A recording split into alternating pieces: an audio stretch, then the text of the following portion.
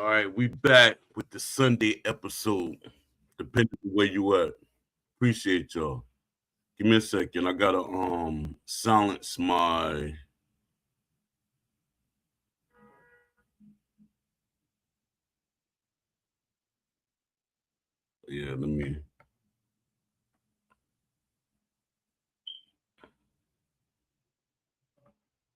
let me see what my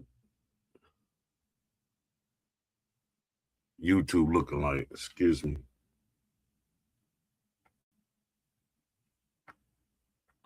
All right, let me see. Let me start the question for today.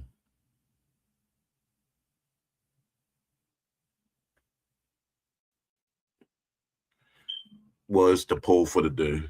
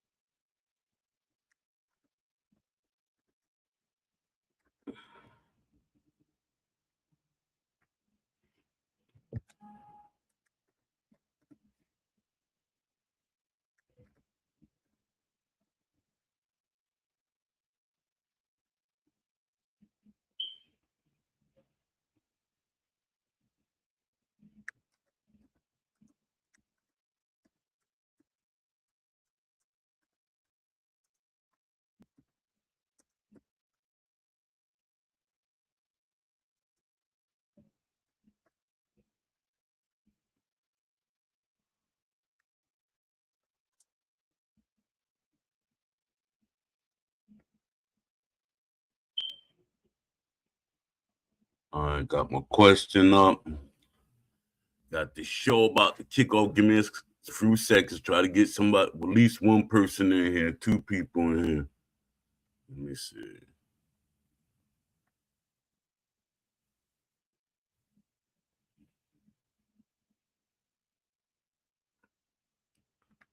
I know I'm about to do what I always hate doing, but I'm gonna have to go on. I'm gonna have to let Twitter know that we got a show going on today. I hate like you like tap the thing for the let them know that you doing the show. Yeah, it's freezing up a little bit.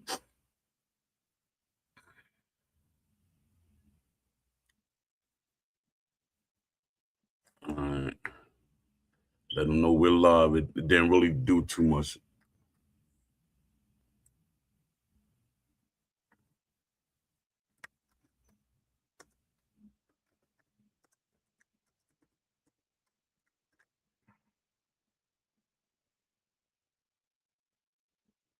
Let me see.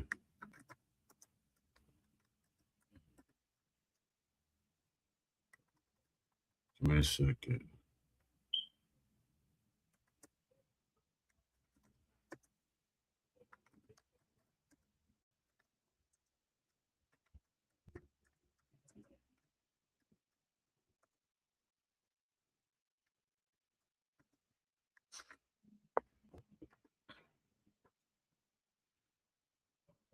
Let me see.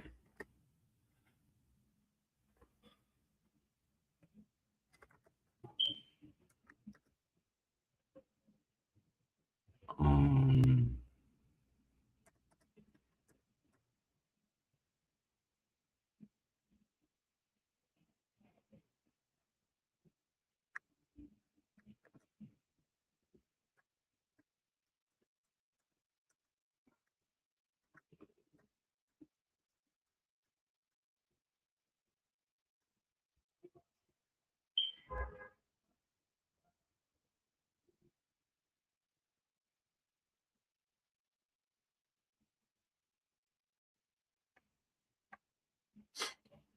all right, since it didn't do too bad, I'm gonna try to do on Facebook too. I'm gonna try to let them know that we're live.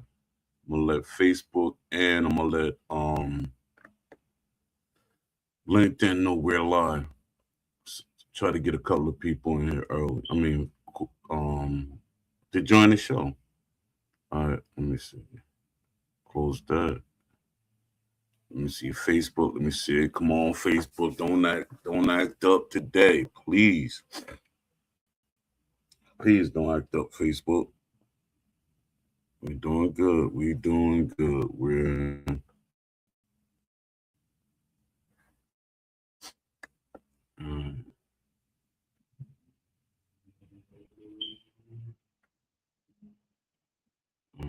we're good with that. Everything going too smooth. That's scary to me.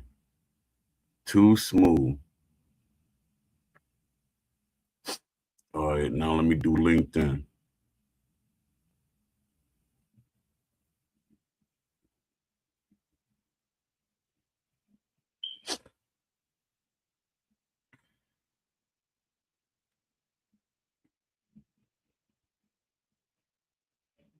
Yeah, this.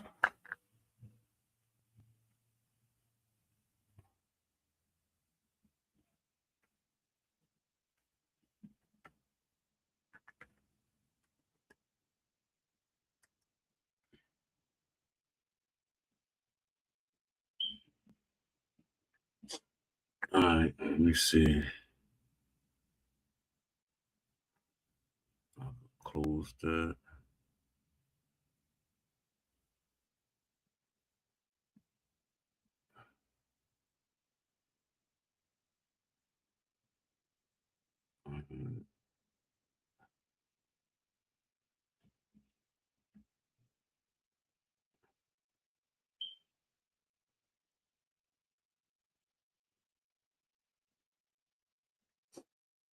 Let me see. Let me see. Is anybody interested on what's going on?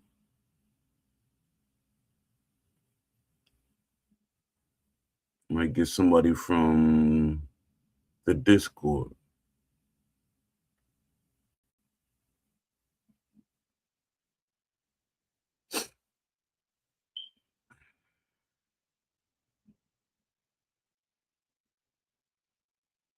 It's Sunday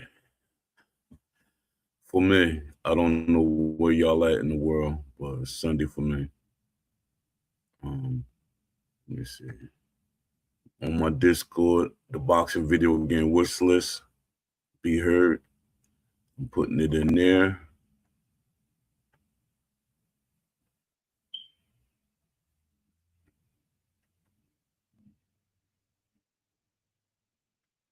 Let me see.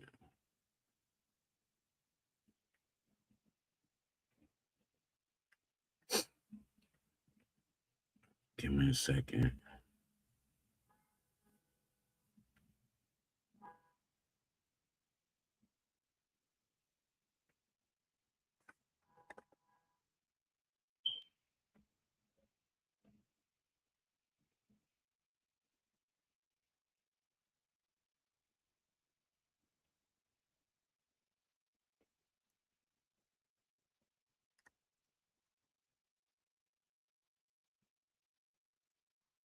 Um,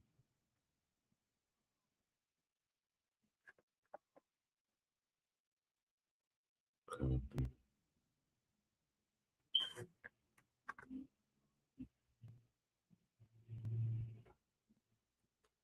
All right, I put that in. Now I'm gonna do it. I'm gonna hit up J MMA spot.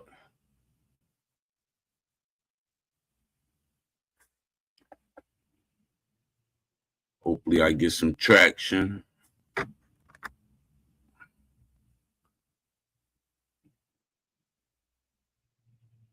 Let's see.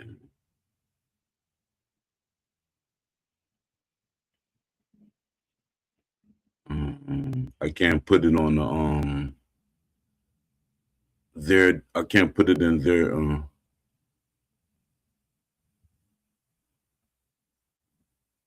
I can't put it in the undisputed disc Discord because that's the reason for them to ban me. They try to find any way to ban me without seeming like they're being biased against me. Let me see.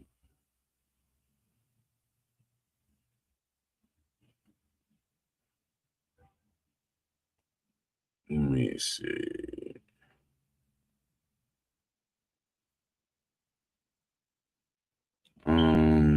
All right. Let me get the show started. All right, y'all. Like I said, it's episode 162. And you got me, Poe. Even though this is our show, it's just me, Poe. All right. Can desync in international matches be solved? Can desync be solved in general? And is it too expensive for a studio like SCI? I know I say I'm not going to be talking about SCI, but I'm talking about in general. I'm got to use them as an example because there are companies that's under them that's thinking about making boxing video games. So this is for them too. It's not only about Steel City. It's about other companies like Love C Shorty, Claimer Uncut, Tell of the Tape, stuff like that. All right. This is an important discussion because once you separate technical reality from emotional frustration, the situation becomes much clearer. Let's break this down properly. What desync actually is?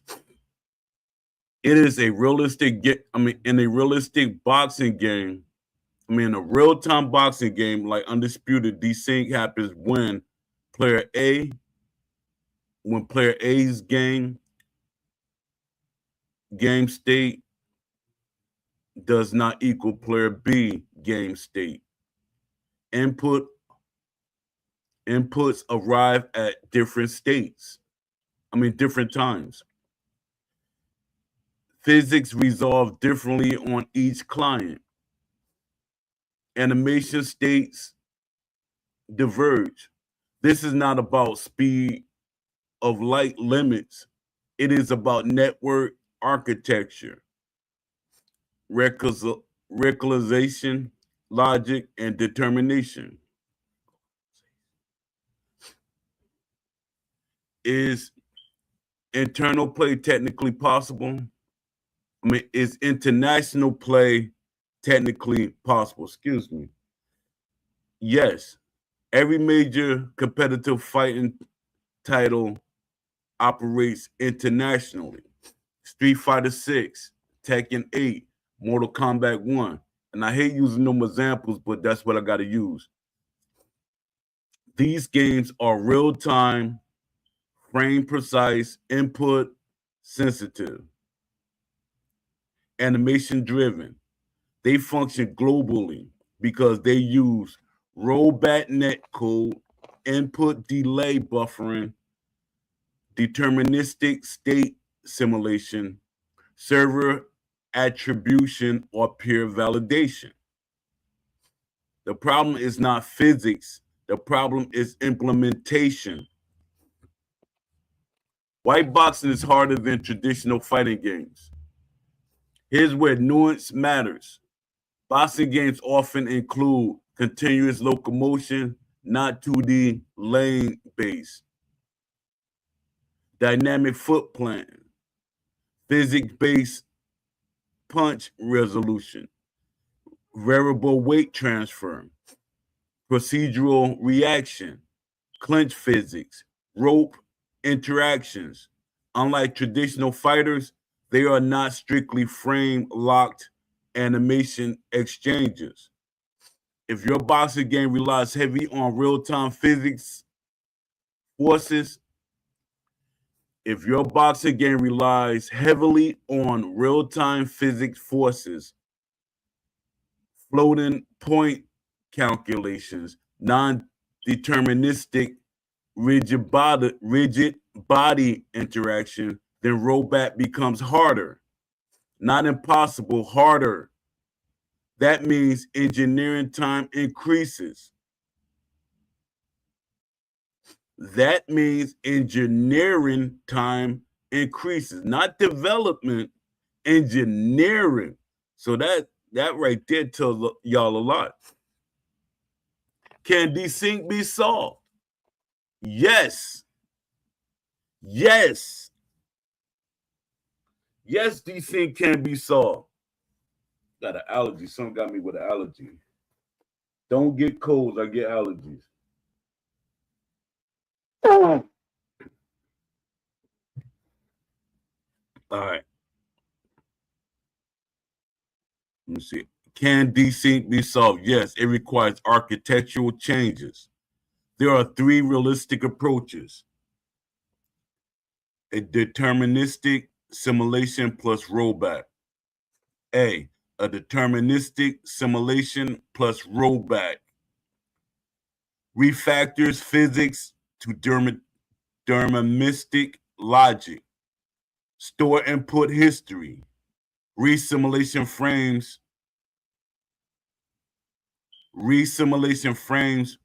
when packets arrive late. High engineering costs, best competitive result. Hybrid client prediction plus server authority. Let me see what y'all saying in the chat. Did anybody come in here? Nobody came in yet. So, all right. Hybrid client plus server authority. Client predicts, server corrects. Blend corrections visually. Medium cost, good compromise. C, regional lock plus smart matchmaking. Limit high ping matches. Match by latency thresholds. Low cost, reduces complaints without solving root issue. Reduces complaint without solving root issue. Would it be too expensive for SCI? Steel City Interactive is not a AAA publisher. Steel City Interactive is not a AAA publisher. That matters. To implement a full rollback system properly, you need a senior network. You need senior network engineers, not one. Deterministic physics refract factors. Tooling for frame replay debugging. Automatic desync detection tools. Months of Q&A stress testing. Possibly dedicated service per region. That is not cheap. That is not cheap. However, it is not impossible. It is not faster than light science fiction. It is not fast. It is not faster than light science fiction. It is a budget and talent allocation decision. Like I keep telling y'all, all this got to do with talent, who they hire. If Steel City trying to hire the cheapest person they can, you're going to get cheap results. If you're going to limit the people you hire, you're going to get cheap results.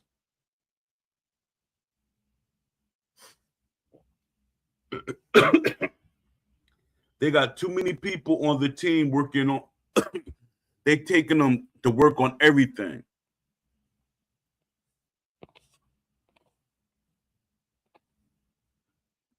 They stretching everybody too far on too many projects. Too many things on the game. What would it cost roughly? A ballpark estimate for a serious overhaul: 1 to 2 senior network engineers, 6 to 12-month focus refactors, infrastructure scaling, You are not easily looking at mid six figures to low seven figures, depending on scope. Excuse me, I read that all wrong. Excuse me. You are easily looking at mid six figures to low seven figures, depending on scope. For a smaller studio, that is significant. For a long term franchise, credibility, it may be necessary.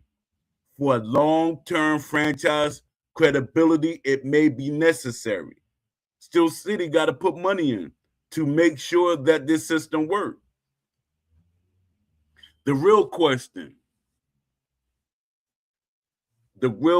is not can it be solved? The real question is online competitive integrity a pillar of the franchise or a secondary feature? If the goal is esports level boxing simulation, then yes, the investment is required. If the focus is career mode, immersion, offline systems, and ecosystem depth, then resources may be prioritized differently. And I know the online people that put them in, get their draws in a bunch. That get y'all draws in a bunch. Y'all get all offline. Y'all like it's a disease or something. It's like y'all weird. A real middle ground for a boxing game in its growth phase. Improve matchmaking by region.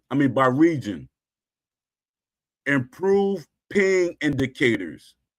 Set hard latency caps. Reduce non-deterministic physics. Gradually migrate towards rollback over sequels. Gradually migrate towards rollback over sequels. This spreads costs over multiple development cycles. This is how many franchises evolve.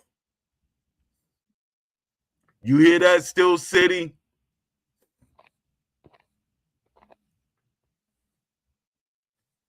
What you can say to pushback? If someone says it is impossible because light speed, if someone says it's impossible because light speed, you can respond. It is not about light speed. It's about network architecture quality.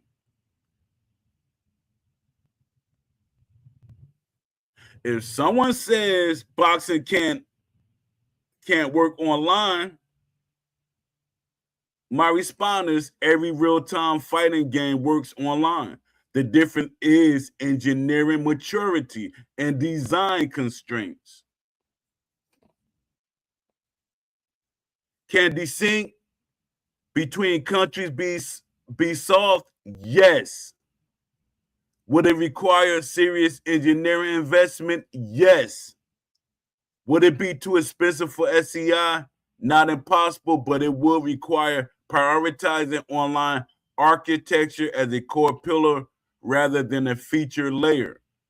And there is a business decision, not a physics limitation.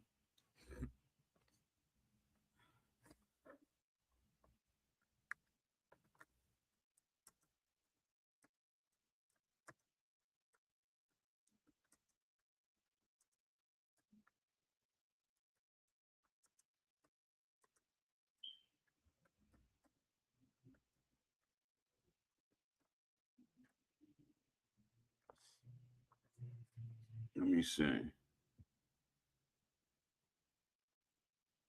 me see what y'all saying.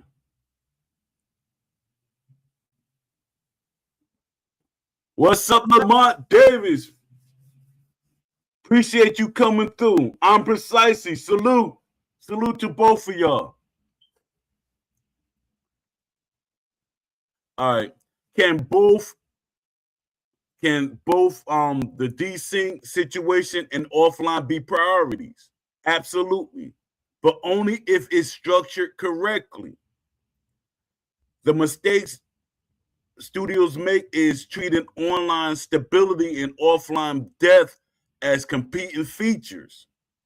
And you know, it's the craziest thing about it. The craziest thing about it is it be the fans half of the time. It's not the studio. It's the fans. The fans be doing this. Let me see what's going on in the because I got my window open for Undisputed. I mean, not for Undisputed, for the Discord. I gotta turn it off so it don't interrupt the show, because you'll hear the sound to let me know that somebody posted something. Give me a second, y'all. All right, turn that sound on. All right, we good.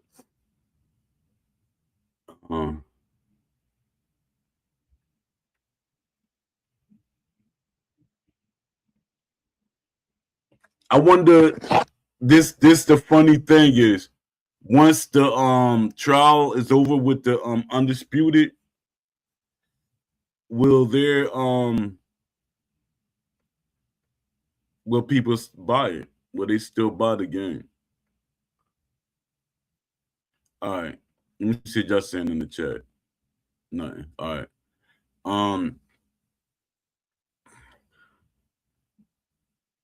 What overlaps between what overlaps between online and offline? Both modes depend on core gameplay logic, animation systems, hit detection, damage calculation, stamina systems, footwork logic, clinch system, physics, abstraction. If those systems are architected cleanly, improvements benefit both modes. Example, if you refactor punch resolution to be deterministic for rollback online, that same clarity improves AI consistency offline. Better state machines equals better CPU behavior. So yes, some engineering investment strengthens both pillars. Where they diverge: offline priority focus, netcode architecture. Let me see. Online priority focus, excuse me. Where they diverge: online priority focus, netcode architecture, packet compression, rollback implementation, anti-cheat systems, matchmaking infrastructure, server hosting. This is heavy back-end engineering. Offline priority focus, AI behavioral depth, career mode systems, popularity chemistry loyalty systems, commentary logic, emerging UI, event ecosystems, belt organizations, tournaments. This is systems design, content design, and AI programming. Different disciplines, different cost centers. Can studios like SEI do both? Yes, but not with the same people doing both at once. To prioritize both, you need parallel tracks. Track A, network engineers and back-end specialists. Track B, gameplay designers and AI programmers, system designers. The real constraint is staffing and budget allocation, not technical possibility. It all goes with, like I keep telling people, the naysayers, it all goes with who they hire and how much they're willing to invest. I'm not just talking. A lot of y'all think, hey, Poe just talking. He think he know what he talking about. Because a lot of companies, they're going to deflect. They're going to deflect. to make it seem like you don't know what you're talking about. Matter of fact, after this show, I'm gonna post this whole script on LinkedIn so the developers can look at it. And if they got anything to say to me to go against it, let's go. Let's go. I'm ready. I'm prepared. All right. The strategic way to do it. If I were structuring it, phase 1, stability matching, add ping caps, reduce non-deterministic physics, strengthen AI baseline, low to medium cost, immediate visual gains. Phase 2, invest in hybrid netcode improvement, deep offline ecosystems, real meaningful AI upgrades, parallel growth.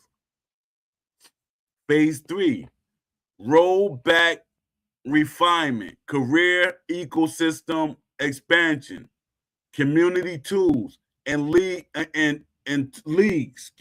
community tools and leagues. Now both pillars are strong. Why both matters? Online bills, competitive credibility, strengthen visibility, tournament scenes, social retention, offline bills, long-term engagement, casual player retention, career mode loyalty, modern and content longevity. A boxing game that ignores offline alienates the sim audience. A boxing game that ignores online loses competitive legitimacy. You need both. The real risk. The danger is spreading too thin without architectural discipline. If the code base is messy, trying to push both can break everything. If the architecture is modular and intentional, both can grow sustainably.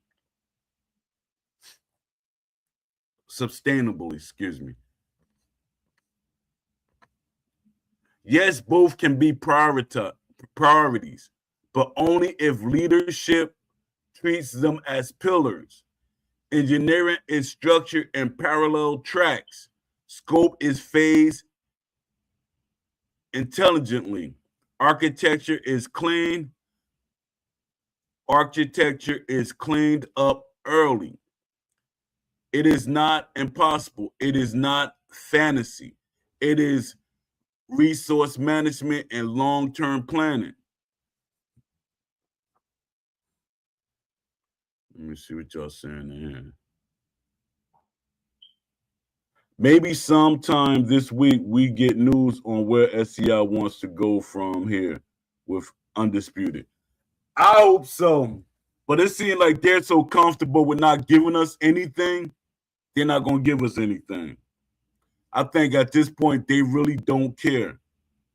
They really don't care. You know what they think? They think Jay Shep putting out them videos, the tutorials, and all these different things with the Arturo Gotti and stuff like that. To them, that's them still engaging with the community. That's not. That's marketing. That's not engaging with the community. Marketing is not engaging with the community. Steel City. Marketing is not engaging with the community. You have 3 to 4 community managers, and they're not engaging with the community. No matter what, how y'all feel that, hey, they're going to attack us no matter what. That's your job. That is your job, no matter if they attack you or not. You should be skilled enough to handle that. You should be skilled enough to say things to make them feel a little comfortable. That's why when they be saying all these certain things, I know. Let me see. I checked their job listings. They're looking for an IT administrator and AI programmer from, yeah, I posted something like that in the Discord. I think yesterday or the day before yesterday. Yeah, the IT, they've been looking for IT guy for the longest, and that's kind of scary, because if the IT guy got nervous, I mean if he just for some strange reason just left, somebody got to work off of what he did, because sometimes when people do something, when they program something, it might be different from how you program something. So that's when problems come. So my thing as a company, they got to find people and they got to make sure that they keep them happy until the project is done at least. Or it look like somebody could come right behind them and fix something. You don't want, like, no disrespect to aimbot, but I gotta be honest. Aimbot, he made some crazy code. He coded to get him crazy. I don't know if that was intentional to make sure he stays at the studio or what, but his coding is crazy and they don't know what it is. When other companies see what his code is, they're like, it's a lot of problems there.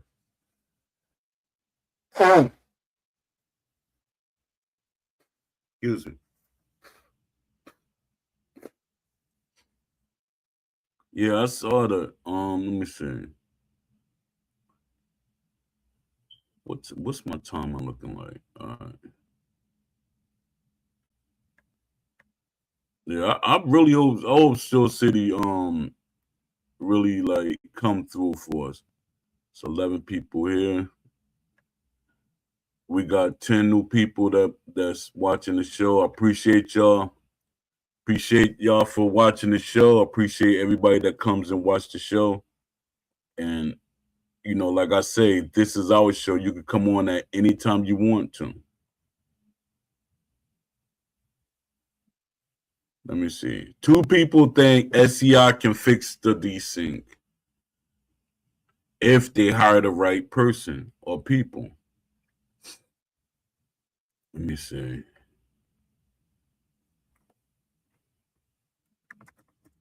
I want to get deeper into this conversation. I'm gonna go a little deeper. All right. All right. Yes, online stability and offline depth can both be priorities, but only if the studio understands systems architecture as a shared backbone instead of 2 separate games. And that's the problem. And the thing is, a lot of gamers, now I gotta focus my attention on y'all online elites that call yourself the online elites. Y'all like dictators. Y'all think everybody's supposed to play online. And shout out to the Beast. Me and the Beast, well, I don't even get into it when I let the Beast talk. I just let him talk, let the Beast be the Beast. But his thing is, he tries to force me to be an online player. It's not going to happen. It's not going to happen for nothing. You're not going to force me to be an online player. If I be an online player, I'm going to be an online player. I'm trying to force myself to play something that I'm not. Yes, by nature, I'm competitive because I've been in a competitive sport. But I'm not going to force myself into something and say, all right, well, all you got to do is this just for me to play against somebody. No, I'm not doing that. No. My thing is, I want boxing to be represented accurately. A lot of y'all really don't care. All them people that be saying that they care, they don't care. Their thing, as long as I get what I want, a win. That's it, a win. A win at all costs. And that's not how I want the game to be. I want the game, if you're going to win at all costs, it's because of the way that you fought, the way you was fighting in the game. not because you learned how to work around garbage, work around, a messed up coding and stuff. No, I can't do it. I can't support that. You can't make me support that. To all the people that look at me as a friend, I'm not going to support that nonsense. By me supporting that, what makes Steel City do better? What will make them do better? Their thing is like, hey, whatever we give them, they're going to work around it. Y'all don't realize that. That shows, and I hate to bring this up, that shows the difference from the different eras. Certain eras accept things. Other eras didn't. Like I be hearing my son era, I hear his era say that we were soft. No, y'all soft. 100% soft. No disrespect to the people that's not soft, but y'all soft. Y'all accept things. Y'all accept things. Y'all give up too early. Y'all give up too easy. Y'all get mad at people. It's like y'all, like a microchip was put into y'all. Cause y'all like any time there's somebody pushing back, y'all attack them. Y'all attack them for pushing back. And y'all make up a billion excuses for the person that controls the narrative. Steel City controls the narrative. And I'm not letting it go. A lot of y'all be like, Poe, you should let it go. You've been going on about this for too long, Poe. Let it go. No, not at all. Money is involved. And the reason why Steel City would say let it go, because money is involved. But this generation, they don't care about the money. They care about just winning at all costs. And I hate to be like that. I'm not being the OG, the gatekeeper, none of that. It's the reality of it.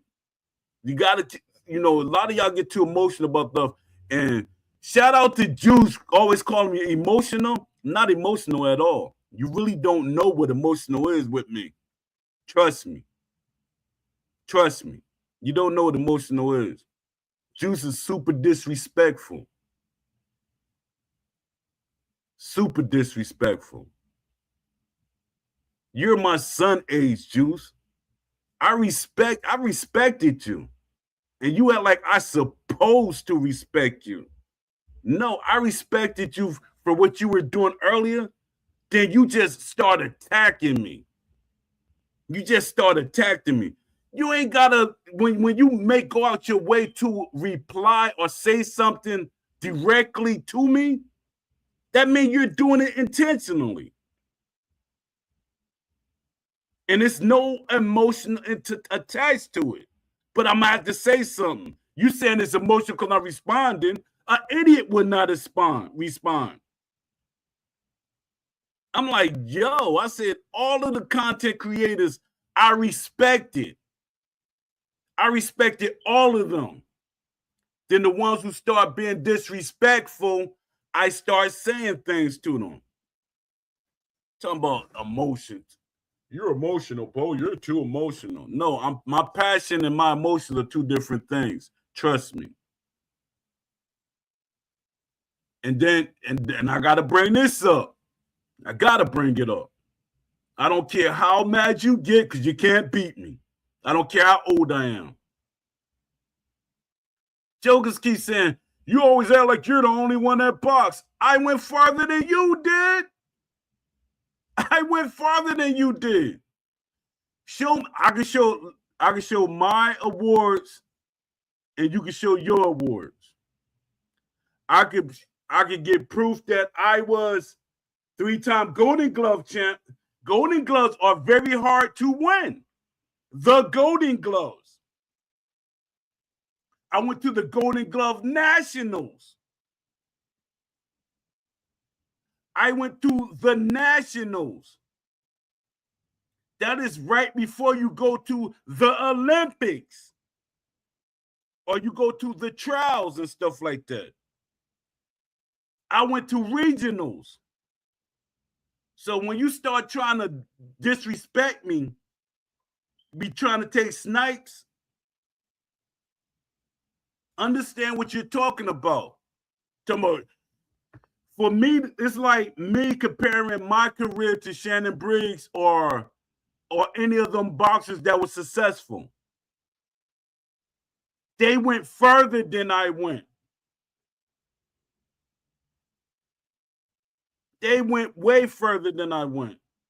And I respect that. And I got to humble myself through that. But you try to act like just because I box, you need to shut up. No, man. Nah, that's not how things work. That's not how things work. Even when the other was that about 2 months ago, I went to a gym. The people in the gym humbled themselves to me because I was an elder boxer. They humbled and listened to my knowledge. The younger generation humbled themselves and listened to what I had to say. But your thing is, you want me to be quiet. You want to be disrespectful.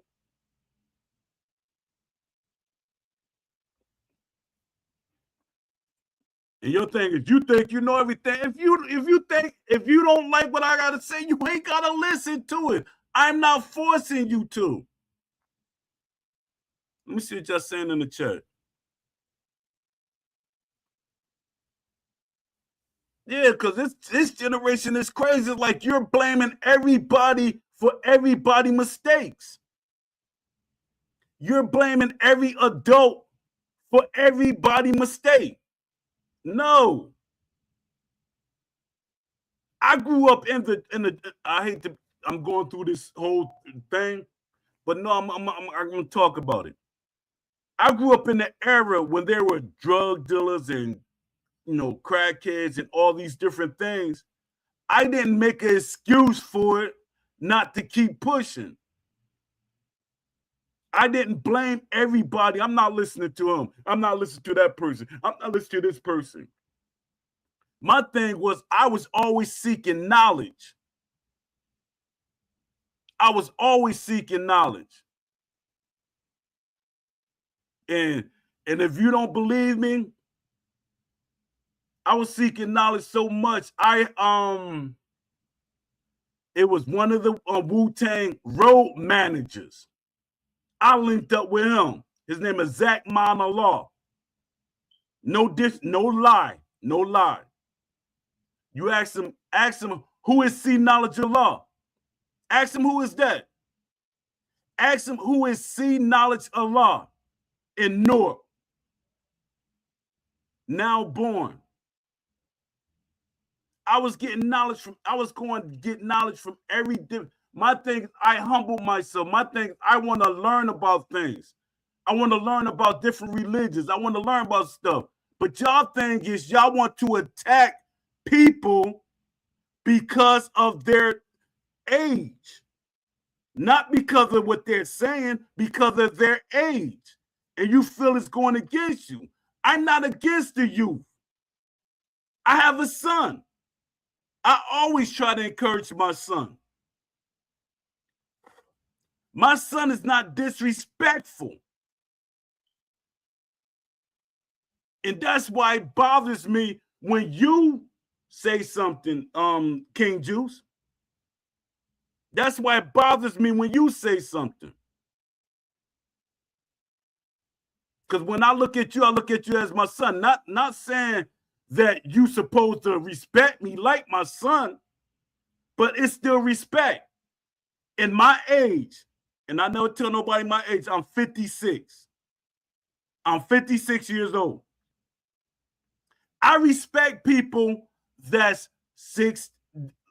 older than me, 60, 70, all that. I respect them like I'm a child because they're my elders. People respect me for having respect. When I went to England, I'm talking about when I went to England. When I was boxing, when I went to England, they said you are honorary gentleman because I have respect for people. And it bothers me. My thing is y'all want me to be quiet. Be quiet, bro. They know what we want. Be quiet, bro. You keep repeating yourself. Patterns make things happen. Patterns make things happen. What are patterns? They are repeated constantly. And I know this might rub some people the wrong way, and it's not intentionally. When you go to church every Sunday or go to any religious institutional, you can read a book and learn a book in a year, less than a year. But you're going every year for, let's say, all your life. And you keep repeating stuff, patterns. You're going through patterns so you can remember it. Some people can quote the Bible. Some people could quote the Quran. Some people could quote the Torah. They could quote all these things because patterns over and over and over and over. So my thing, when I repeat what I say, maybe one of y'all might say it. Maybe a developer listen to this show and they say, yo, he does make sense. He's right. And a lot of the stuff I'm saying, I'm not saying like I'm guessing it. This is proven facts. Everything that I'm saying is factual information. It's not me guessing. Then y'all always trying to find a way to discredit what I'm saying. Do it. Discredit me. All right, let me get back to this. You know, I went a little off, and you can call it what you want to call it, emotional or whatever. Call it what you want. All right. The core truth. Yes, online stability and offline depth can both be prioritized, but only if the studio understands system architecture as a shared backbone instead of two separate games.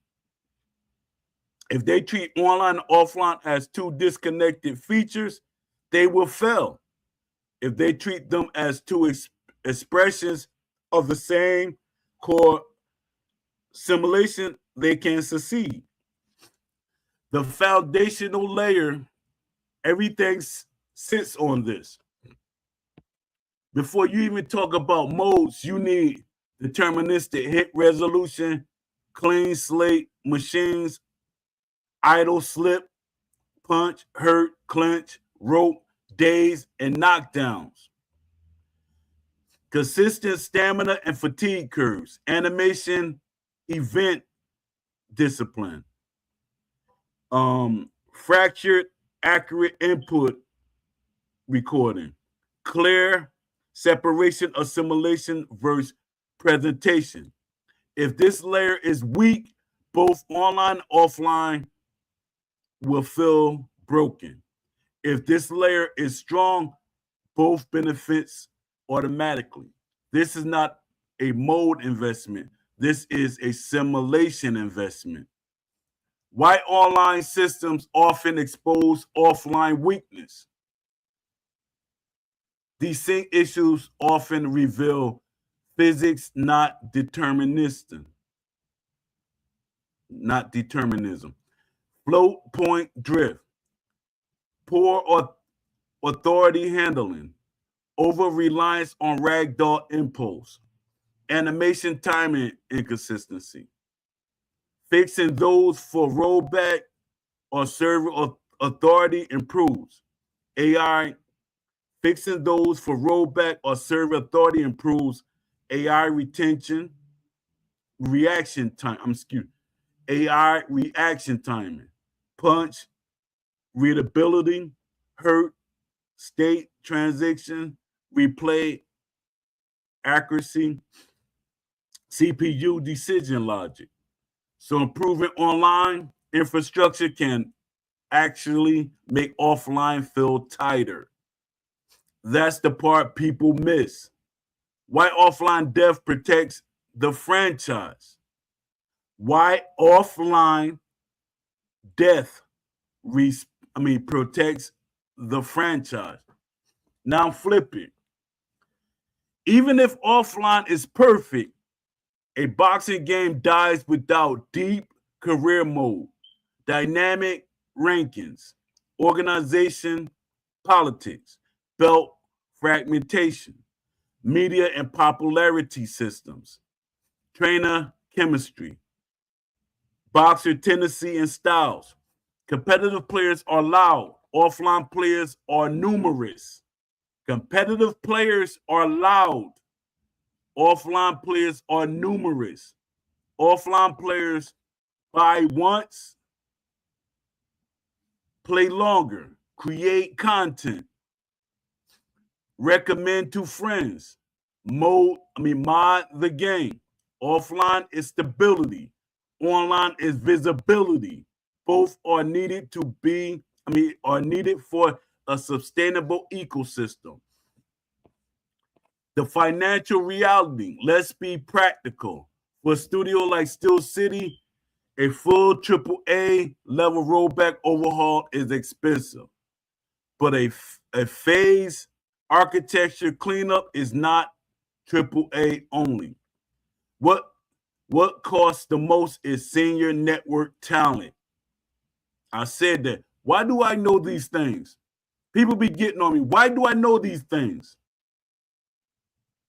What costs the most is senior network talent, tooling, Q&A infrastructure, server hosting. What costs less but delivers major value? Cleaner domestic punch logic, latency awareness matchmaking, simulation decoupling, AI expansion. You don't have to jump straight to Street Fighter 6 netcode. You build towards it.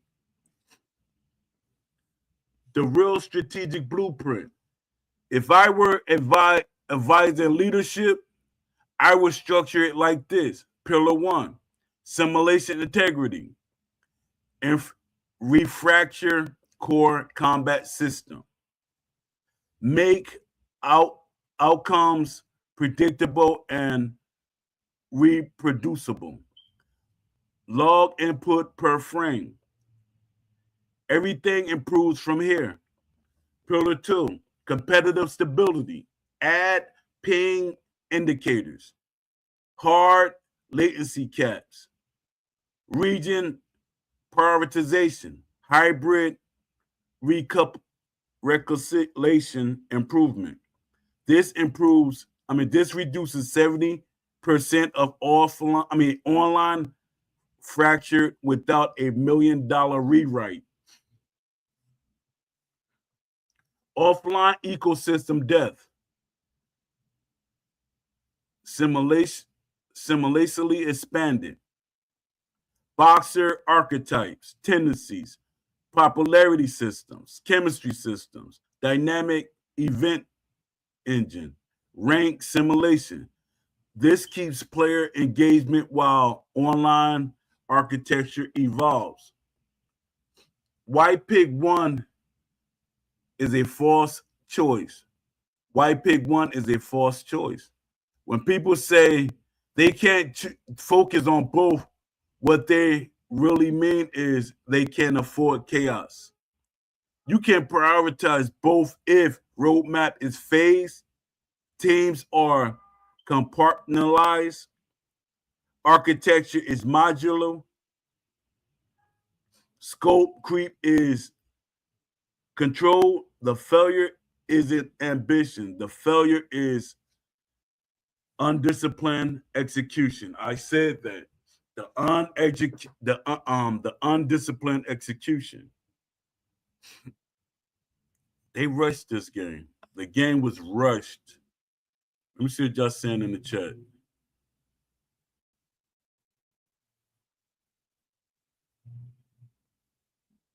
Appreciate you, Lamont Davis. Let me see. If online is ignored, competitive players leave. Skill ceiling perception drops. Esports credibility dies. If offline is ignored, casual players churn. Career mode feels hollow. Longevity collapse. A boxing game is not a battle royale. It is survival on ecosystem death. The bigger vision. Imagine this. Deterministic punch logic, clean hurt state transitions, stable online matches under 80 ms, AI that adapts mid-fight, career mode without politics and belts. No, career mode with politics and belts.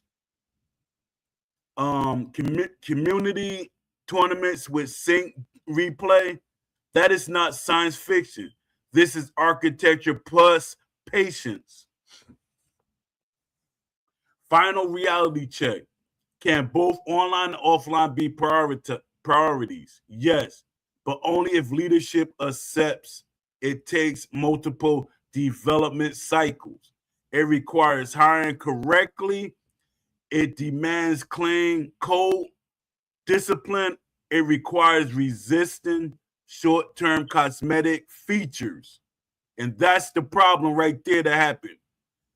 It requires resisting short-term cosmetic features. The question is not technical, it is organizational maturity. Let me see what y'all saying. All right, I'm gonna do some questions. Yo, y'all gotta give me some questions, man. Y'all gotta start dropping questions up in here for me so I can answer in the show. You know, these random questions, they're not cutting it. I want y'all questions, man. I want y'all questions. All right, let me do some quick Q&As. These random questions, they're not. Some of them almost sound. I know y'all will give me some different questions. Let me see. Can online desync be solved? And can online and offline both be priorities? Isn't desync just unavoidable when playing people from other countries? Answer. Latency is unavoidable. Desync is not automatically unavoidable. High ping causes delay. Desync happens when game states diverge. Those are two different issues. Modern fighting games solve divergence using rollback, deterministic simulation, server reconciliation. International play will never feel identical to local offline, but it absolutely can be stable and competitive. The ceiling is engineering quality, not physics. Boxing has physics and movement. Isn't that harder than games like Street Fighter 6? Yes, it's harder. Boxing games typically include continuous 360-degree movement, procedural foot planting, dynamic hurt states, rope interaction, weight transfer logic. That makes deterministic rollback more complex. But harder does not mean impossible. It means architecture must be planned carefully instead of layered on top after launch. Will fixing online be too expensive for Steel City Interactive? A full AAA tier rollback refactor would be expensive. We are talking senior network engineers, refactoring, simulation logic, tooling and replay system, server infrastructures. That is a serious investment, but incremental improvement is not unrealistic. Latency caps, bigger matchmaking, simulation cleanup, those are achievable without rebuilding the entire game. Those are achievable without rebuilding the entire game. If they focus on online, offline suffer only if they lack parallel planning. Online improvement often requires cleaner state machines, more deterministic hit resolution, cleaner combat logic. Those improvements directly benefit AI behavior, replay systems, career simulation consistency, commentary triggers. So no, it does not have to be a zero-sum game. Why not just region lock everything? Region locking reduces complaints. It does not fix architecture. It is a bandage, not a cure.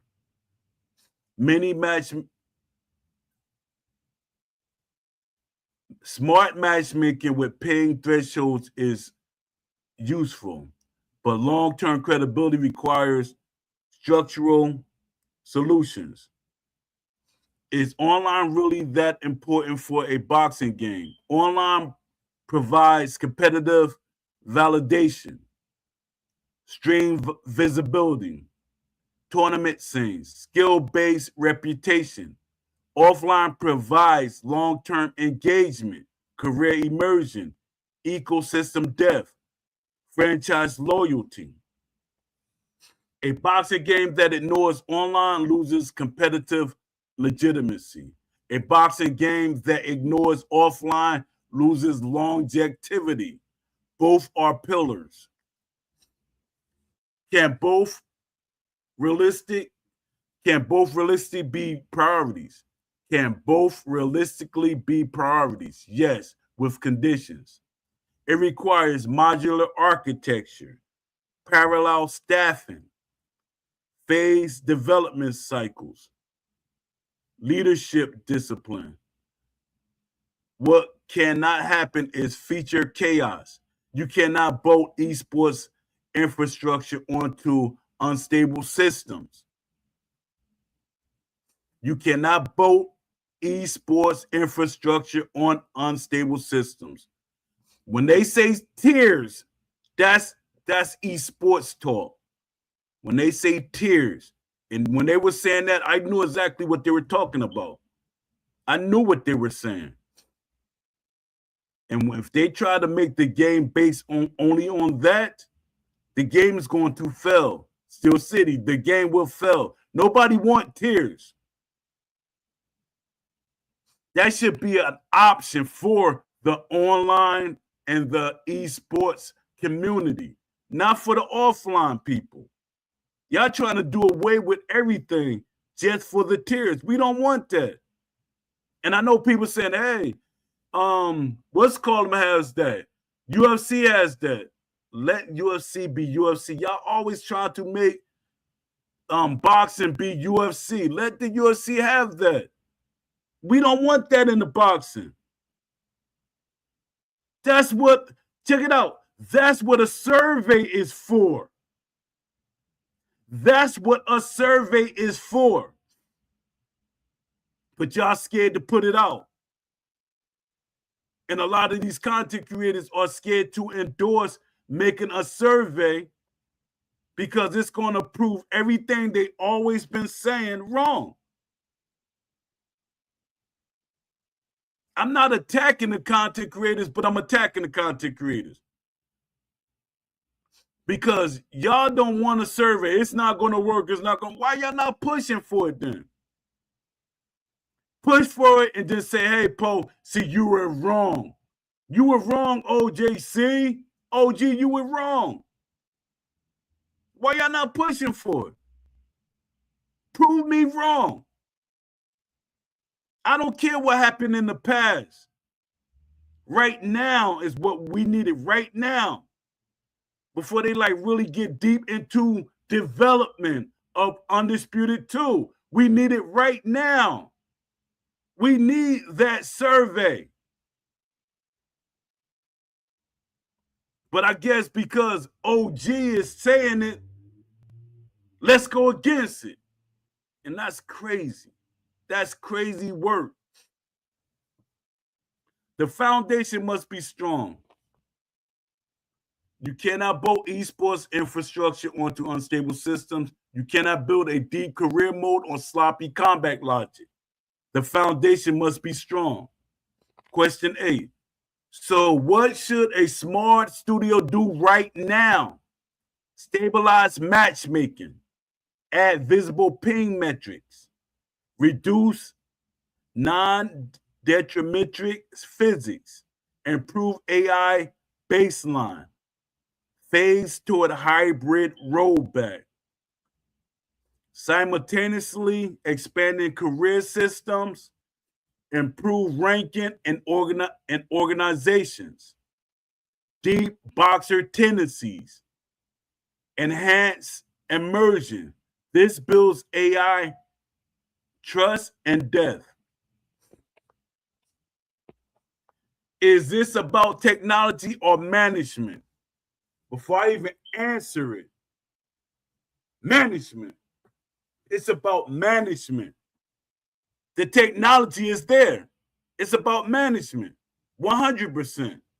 Primarily management. The technology exists. Other fighting games prove it. And I hate calling boxing a fighting game because when you talk fighting games, the way they're made is different from a boxing game, a sports game. All right. The real variables are budget allocation. They sold over 1 million copies. At this point, I'm pretty sure it's like close to 2 million copies, especially with the DLC. So the budget, I'm like on the wall with that budget thing. The real variables are budget allocation, hiring strategy, roadmap discipline, long-term vision. It is not a light speed problem.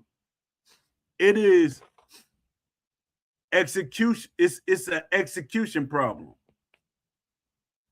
Let me see what y'all saying, because I'm gonna start on my blog so I can post it in LinkedIn. Let me see what did y'all say anything in the chat? What's up, the boxing therapist? Appreciate you. Let me see. Precisely said it's not about winning, it's about having a good. Yup, you're right. You're right, 100% right.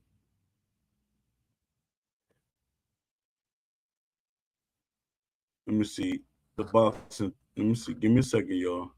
Trying to read everything y'all wrote. Let me see.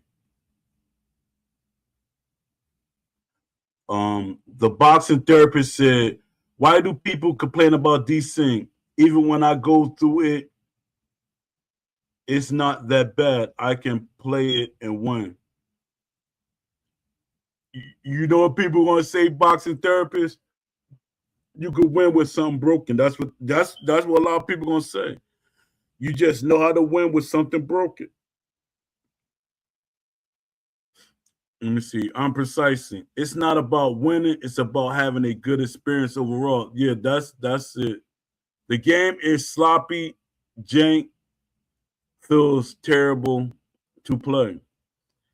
The game is sloppy and janky and feels terrible to play. Let me see. Let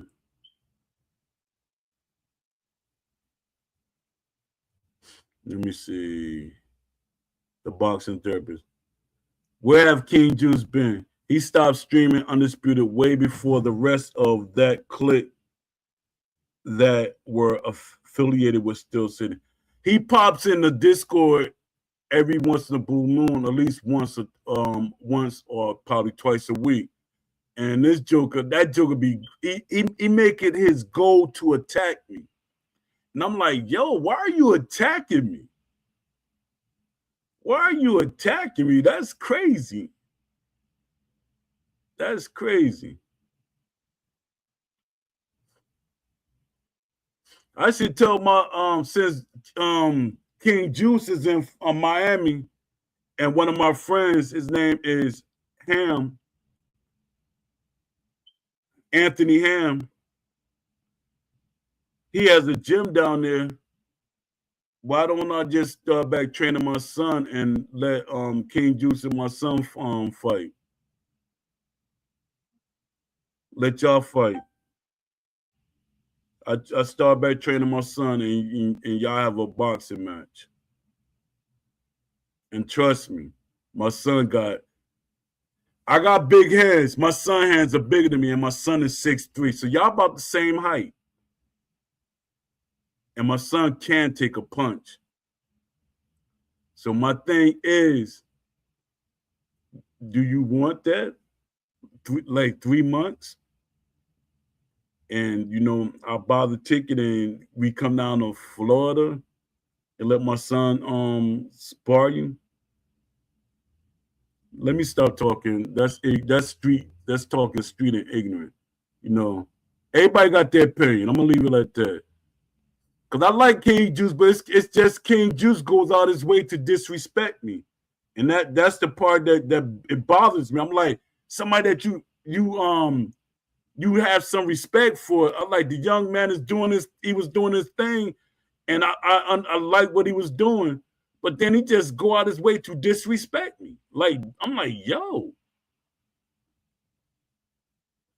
Other people notice that. Like, yo, why would he go out his way to disrespect you? Let me see. Boxing therapist said, where has King Juice been? He stopped streaming Undisputed way before the rest of the clique that were affiliated with Steel City. Then the boxing therapist said, D-Sync has never ruined my experience. To each their own, though.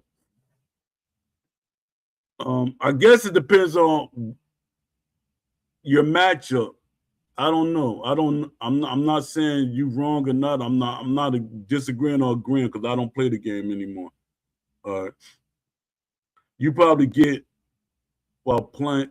You probably get while you play. Then laughing out loud.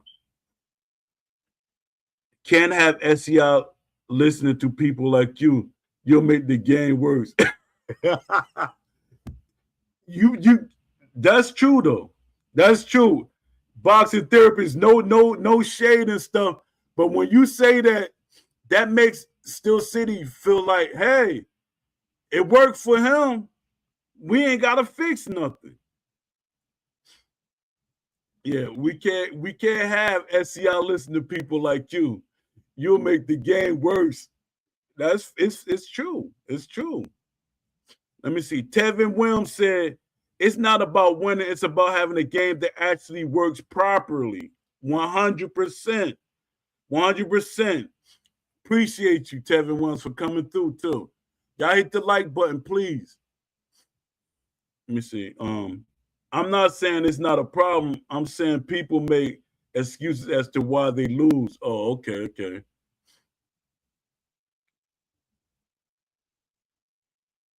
No, Anthony Ham. He probably in DC. I don't know where yet now, but I know he was in Miami.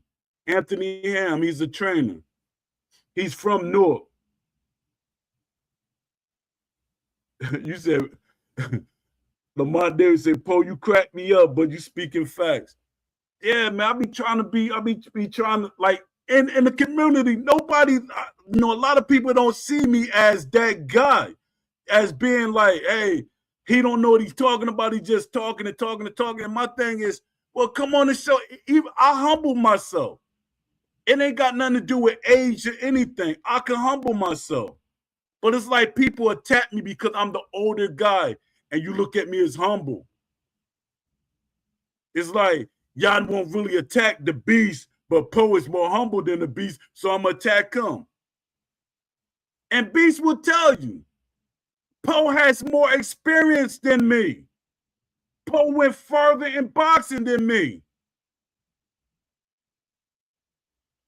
I'm the silent assassin. Even when I boxed, I wasn't making hey, I'm going to kick your butt or this and that. That wasn't me. It was Joker saying that to me. And you should hear look at the people looking at him. It's like, yo,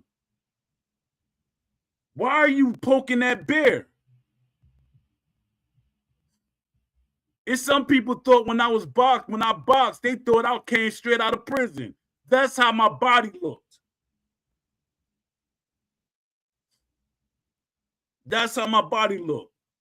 Unless they caught me on the times when I was trying to drop down too far. I went from 190 to 78 to fight the 78 pounder champion. And that was the worst thing I did in my life. Dropped down from 192 to 78 because people can say, oh, you're too small. Man, I got power. I'm knocking people out. And you telling me I'm too small to be that weight class. I seen Bert Cooper. I met Bert Cooper. I met all these different boxers that were my height or shorter. And I was like, yo, I'm like looking at them like, yo, you're fighting people 6'2", 6'3". I fought people 6'2", 6'3", 6'4", think 6'5", and I knocked them out. It's like I had easier fights against the taller people. All right, let me stop getting on my history. All right, because people love to be like, Poe just capping. I don't have no reason to make up stories that really happened, and people have went out their way to prove that I was right. One of my friends, he lives in Miami, Florida. He came on the show and he literally said it. I had to make him be quiet because he put my name out there. Because I was like, I don't want nobody to know what's my real name. Because even in real life, people don't call me by my born name. Nobody called me by my born name.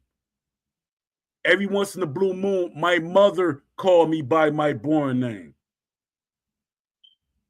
My mother would call me son, S-U-N, instead of calling me by my born name.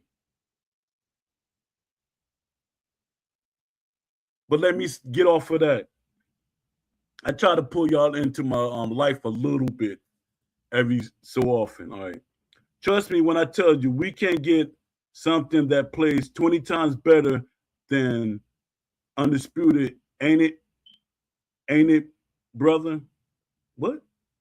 Trust me when I tell you, we can't get something that plays 20 times better. Laughing out loud. Undisputed, ain't it, brother? Oh, okay. I read that wrong. Hey, Poe, I will be honest. Love C Shorty game is what I prefer over Undisputed. When Claimer game dropped, sheesh, y'all. Yeah, I like what Love C Shorty's doing. He want me to play his game so bad, but I don't have a gaming PC right now. My son took his gaming PC, but he wanted me to play it so bad. He want me to collaborate with him, like far as like, testing the game and everything. But I like what he's doing.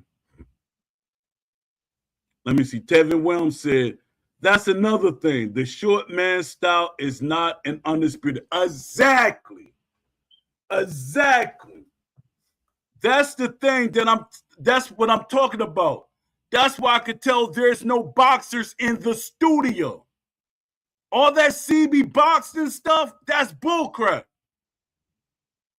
No, I'm talking about he boxed, but CB couldn't train a child how to box out of a wet paper bag because a good boxer and trainer, because my thing, I box and I train people. He should know that there's are different styles. That's why a lot of, and like I said, boxing's not really needed to be in the studio.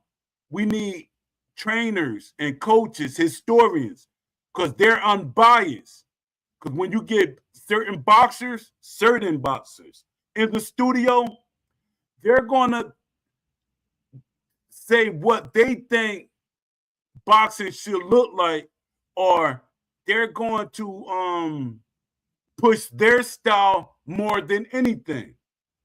But most trainers would tell you how each style function, especially historians would tell you how each style function, and they will critique you on how that style is implemented.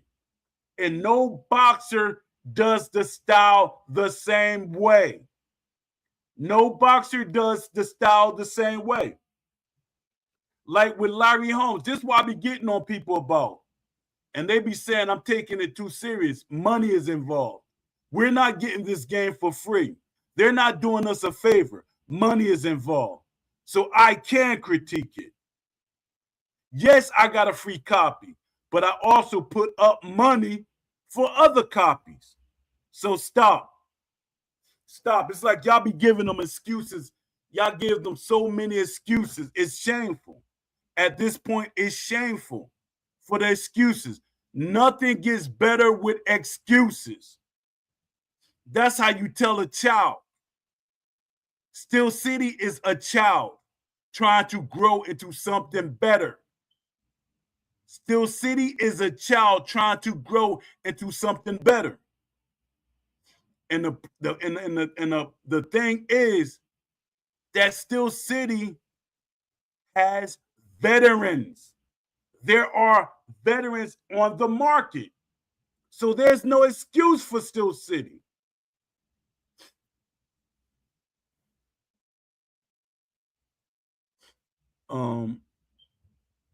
Let me see. The boxing therapist 1614 said, I never said Undisputed was good to begin with. Yeah, we weren't saying that. We was just saying when you say about, we just was saying don't let them think that the game is good, because they say, hey, he's saying it's good. Because the thing is, they take, like if 10 people say something is good about the game and 1 million say something bad is about the game, they're going to take the 10 people and amplify that until 10 million. That is over that million people that said something. So they're going to amplify it. Yeah, and I kind of can take the blame for that. I could kind of take the blame for Ash. It's me helping. I thought I was aligning Ash to help his game get better. When I said Ash, I said Will Keynes. I said he used to work with with EA. Maybe you should hire him and stuff like that. Ash told me to give him get the information, and I gave them both each other information. They hooked up. Will, coming from Fortnite, even though he did some work with EA, it wasn't development. That's Ash's problem. Will did not ever do anything with development.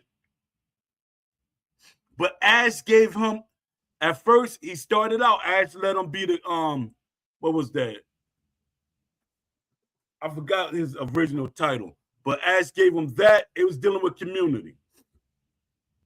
But he boosted him up to game development in some form or fashion.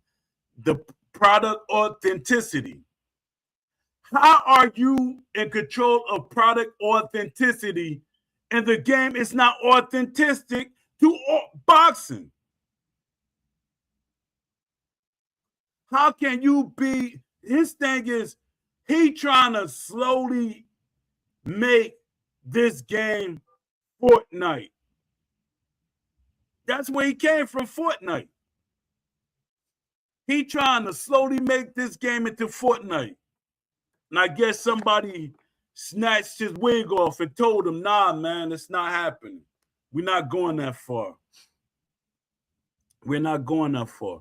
But my thing is, he could have been influential into what we have, because I saw Will Kinsler as a boxing historian and he knows this or that. No, Will just knew little certain things about boxing. He knew little things that made it look like he knew boxing. He was just like me. Even though I've been in the boxing, one thing I can say, I can learn things from people every day about boxing. Nobody in boxing know everything, even Teddy Atlas. And boy, I've been around Teddy Atlas, I think, months in training camp with Shannon and stuff like that. Teddy Atlas can talk. Is he a boxing historian? Somewhat, yes. Do we know everything? Not at all. All right. Boxing therapist say, I see what you mean, Paul. Appreciate you, man. Appreciate you. I'm glad y'all start talking. See, when y'all start talking in the chat, that helps the show go a little longer. Because once I start reading off my script and it goes like that, and I don't have no co-host or anything like that, things go real fast. The show end real fast. And I hate when the show end real fast. My thing is I try to give y'all, content to be like, my thing is because, like I keep telling y'all, developers listen to this show. The gaming industry listen to this show. And I appreciate y'all for listening. And like I said, y'all can talk to me in my inbox. And, y'all can tell me things and then I can relay it back. Be like, well, y'all said this against what I said. And I can relay it, but I won't attach your name to it. If y'all from the gaming industry, y'all listening to this show, I know y'all do. If y'all want to tell me something that I'm saying wrong, y'all can tell me in the show. I mean, tell me in my inbox. And I relay it back. I said exactly the way y'all said it, and I will not attach y'all name to it if y'all don't want me to. I'm not here to say something I don't know. If y'all know something more than I do, correct me. My thing, correct me if I'm wrong.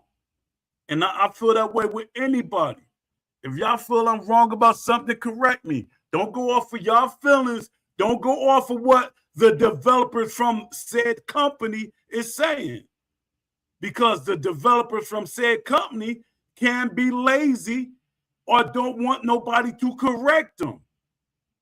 That's like me correcting somebody that went to college for 6 to 8 years. You say something and they get offended and now they're trying to attack you. And shout out to Don D. That's my guy. He went to college 3 times and he went back to back to back.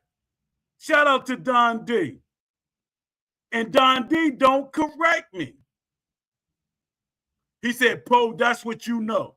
And now, and respect. Respect. He don't be like, hey, I went to college 3 times in a row. I'm smarter than you. You don't know what you're talking about. No, that's not him. Respectfully. Shout out to Don D 205. You can catch him on Twitch, Don D 205. You can catch him on Instagram, Don D 205 TV on Instagram. And you can catch him on Twitter, X, Don D 205. Shout out to Don D. That's my guy. All right.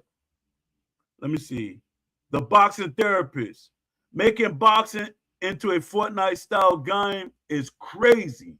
Do you ever believe there will be a sim AAA game? Honestly, yes. Yes. And I'm trying to lead that charge.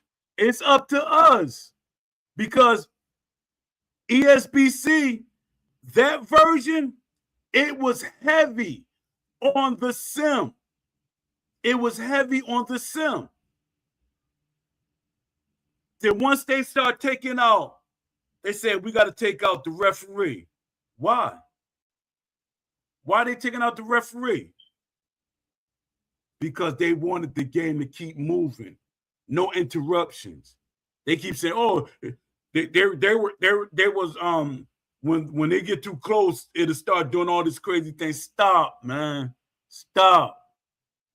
You hired the right coder. You hired the right people. That would have been resolved. That would have been resolved. How is it that Love C Shorty has a referee in the ring? How is it that all these people have referee in their ring? How is it that old games have referees in the ring? How is it that WWE has over 5 people in the ring? That's an excuse. I know the gameplay. I know what y'all doing. Y'all want everything to move, constantly move. That's arcade. Clinching.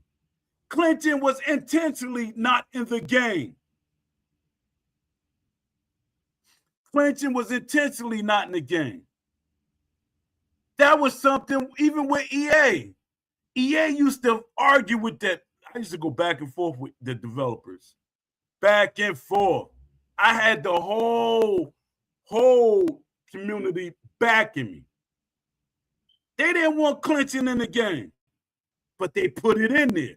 That shows how fractured this group of people is in my generation of EA community. We stuck together. They brought back clinching. They added clinching because they say, oh, at least EA, they told you we thinking about not having the clinching in the game. Nah, man, we want that in there. We want that. And a lot of these things EA told me, and I made it a topic. They didn't tell the people. They told me. I made it a topic. I said, hold up, because I used to always talk to developers behind the scenes. I say, oh, no, we ain't gonna, nah, man, we want clinching in the game. We want the referee in the game. Let me see what y'all saying. Let me see. No one played ESBC. Laughing all out. I'm talking about, well, the version that we got in the beginning. The version that we got in the beginning was realistic to me. Because when I played, I was like, yo, this feels like boxing. The first alpha we played, that felt like boxing to me. Then I start seeing it. I said, hold on, I can't play this no more. I saw it changing. Yeah, but that version, even though that ESBC, it was a game, 100%. Will Kinsler actually confirmed that was a game. That was a model. It was a game model. He changed that. So that was a model. Let's not dismiss that was a model. All right, let me see. Unfortunately, I never played ESBC when it was that. Well, I'm talking about the alpha. I apologize. And you're right. Thanks for correcting me. I'm precisely. I have never thought I would ever see a boxing game with no referee in the ring. Laughing out loud. Yeah, in the modern age, in the modern era, I would never. I didn't think that would be a thing. But here we are.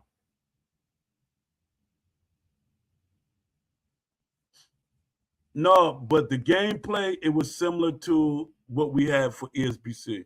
It was real similar. You just see that the graphics and stuff was down It was knocked down some. They changed it to Undisputed by then. Yeah. Alpha, I meant, before they released it on Steam. Yeah. That's the one I was talking about, Paul. Yeah, exactly. Even the UI on ESBC looked better. Yep, 100%. The UI, and I kept saying it. See, my thing is, as an artist, that's how you could tell people not passionate about stuff. You supposed to look at what old sports games did right that caught people attention. Look at what MLB The Show is doing. Look what WWE 2K is doing.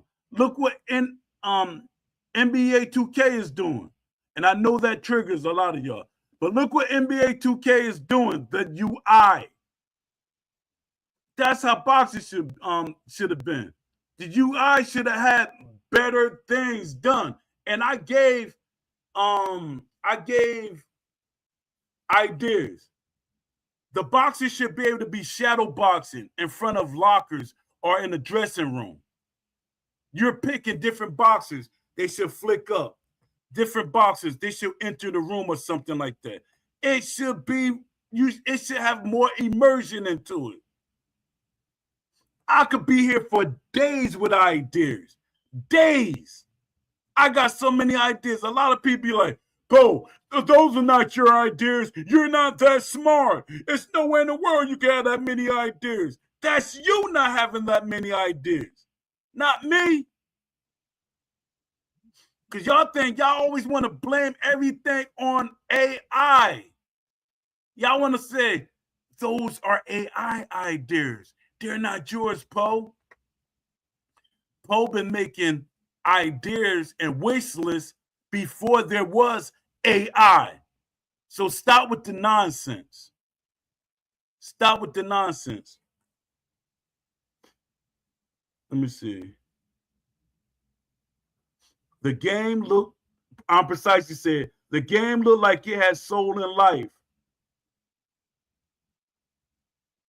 I hope, let me see, I'm precisely say, I hope the next game looks similar to what ESBC was. Mike Adams, where you been at, man? SEI Radio Silence. I'm amazed they're not dropped any DLC for 6 months. Have they taken their ball and gone home? Yeah, man. But them dropping DLC is just gonna get major pushback. DLC is not gonna do nothing for this game. They gotta fix the game. DLC is just gonna be a new coat of paint on a broken car. Just gonna be a new coat of paint on a broken car. Yeah, man. Yeah, it's like they like bother me that Steel City is like they're comfortable with what they have. They're real comfortable. They're comfortable that, hey, their thing is their thing is, hey, we were successful. We created a game, we sold over 1 million copies. That's success to them. And they're okay with that. They don't care what the game is, or, you know, it's like we bait and switched on these guys, and they accepted it, and they're going to keep accepting it because we're looking at their comments, and they are okay. That's how they're going to take it. When I look into the Discord, I'm like, we're going to get almost the same game. We're going to get almost the same game all over again. I was convinced that they wouldn't fix their game months ago. Yup, me too. See, it took you a couple of months. It took me, 2.5 years or more? I saw it. I said, I don't see it. The way they was talking too. I pay attention to patterns and talks. The way people talk, I pay attention to patterns. I'm a pattern guy. And I was like, I can't see nothing. And then my thing is, you could tell the passion from the interaction. You can tell the passion. Look on Operation Sports. 2K developers hang in Operation Sports. Look at all the different sports games. Those developers hang on their forums, or they will pop in at least once or twice a week. They are passionate about it. They will talk about it. When the developers for Undisputed, when they do pop in, they act like they like boxing. They act like they care about what the fans say. You can genuinely see that 2K cares about what the fans say. And one of the developers from 2K is one of my friends. I call him my friend, Dazar. Dazar, shout out to Dazar. Yeah, I ain't shout out you in a long time. Shout out to Dazar. I call him a friend. The deep voice friend. I thought my voice is deep. Dazar make me sound like I'm whispering. But yeah, shout out to Dazar. Man, I miss you, Dazar, not having your shows, man. You so deep into development with 2K. You know, I miss you not, doing the your little shows you used to be doing on YouTube and stuff. Let me see. I was convinced they wouldn't fix your month. Yeah. Plus, the boxing therapist said, plus, they've been in business for a long time. Exactly.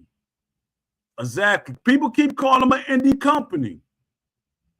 They keep giving them the excuse as an indie company. They've been in business for 6 years, over 6 years. They've been in business for over 6 years.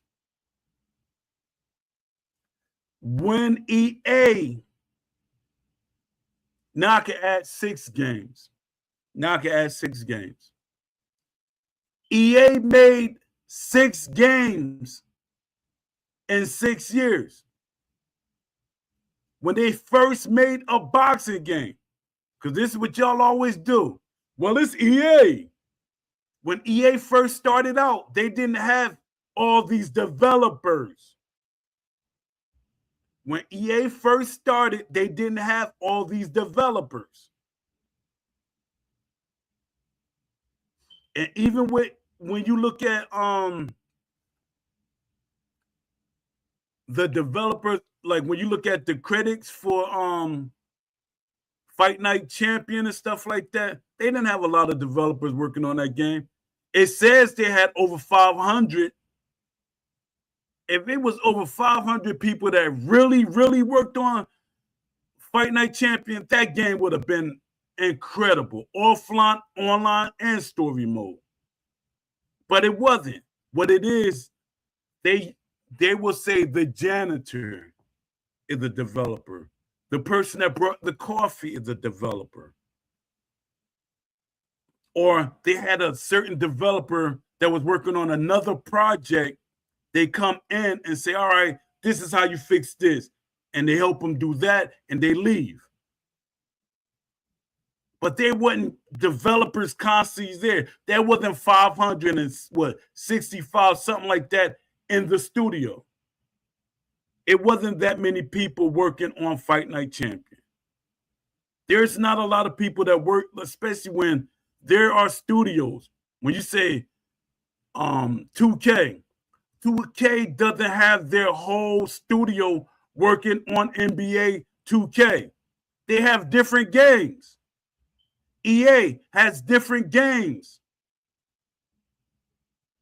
If they got 5,000 people in the studio, they're not allocating all of that to Fight Night Champion or the Fight Night series. That's what I was trying to say. Let me see. Mike Adams said, I hardly play it anymore. Maybe 1 or 2 matches a day. I am so fed up with my hooks and jabs flying over my opponent's head when they are right in front of me. laughable. I cannot take it seriously. Exactly. And their thing is, as long as people are not pushing back, they're going. The next game we have is going to be similar. It's gonna be a little more playable, but it's going to be similar. So we gotta we gotta be vigilant. And daggone y'all, I'm trying to get y'all to fill out the survey. Fill out my survey so that could be the one that they use. And like I keep telling y'all, the survey is not just for Steel City. I'm trying to get y'all to fill out my survey. Help me get this survey out. Help me push it. I know it's kind of long, but my thing is I want them to know exactly what we want in a game. I want them to know exactly what we want in the game. Come on, y'all. We got to push my survey, and we got to push them to create a third-party survey. Maybe the third-party survey could be from Poe. But come on, y'all. We gotta support each other. I try to support everybody that I can. If you're doing a YouTube channel, I try to pop in and pop out so you can get that. Hey, them numbers. I don't care if people pop in and pop out. It helps me. I'm trying to get into the algorithm. Give me a second. I'm trying to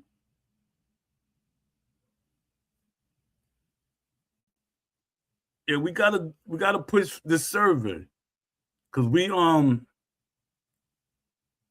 y'all fill it out and everything. Get the numbers. I got, I think, 41 people right now. 41 people filled out the survey. I'm trying to get at least 100. At least 100. If I can get 100 people,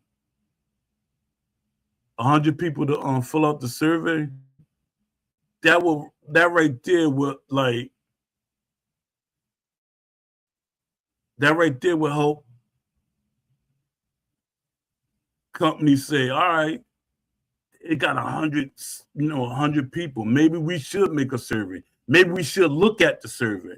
We want them to look at the survey.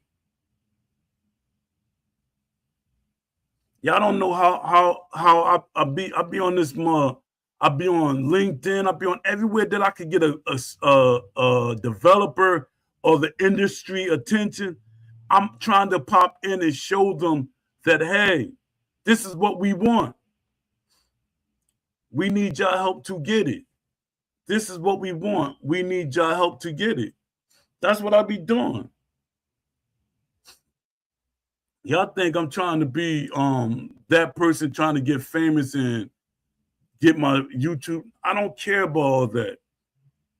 Whatever I could do to get them to see what I want and what other people want, that's what this for. I don't want to be monetized or any of that.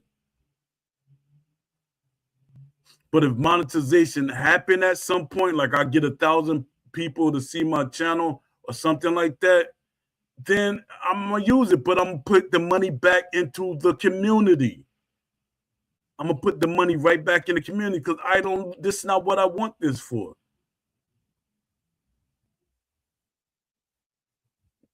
You lying, man. I'm precise. He said people, he said, Poe, I seen people say the career mode is really good. You lying, man. Stop playing, man. Stop playing. Stop playing. You're right. One of the worst things to happen to you in this game is you throw a punch, it goes through your opponent's head, and then your opponent throws a punch and gets a free counter punch window. That game like that, see, I ain't playing. See, that's why I need guys like y'all on the show so y'all can give back. I mean, y'all can give this feedback. So y'all can say these things. I don't play the game. I stopped playing the game.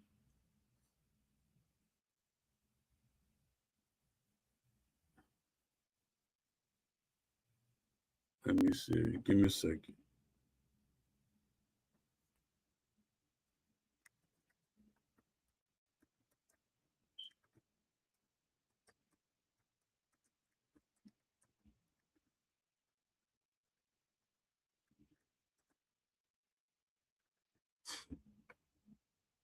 Let me see.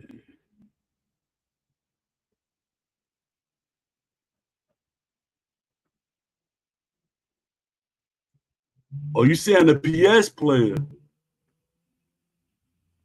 Let me see.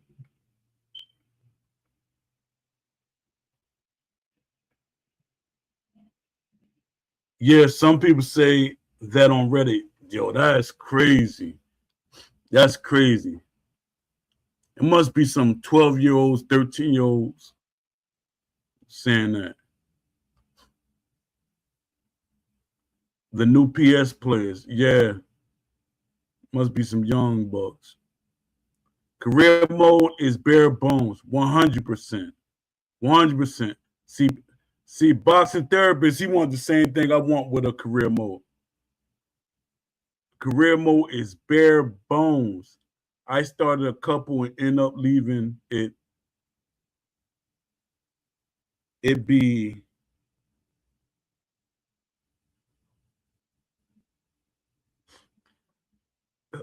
precisely said people have no standards, Poe. It's sickening. Yep, 100%. No standards.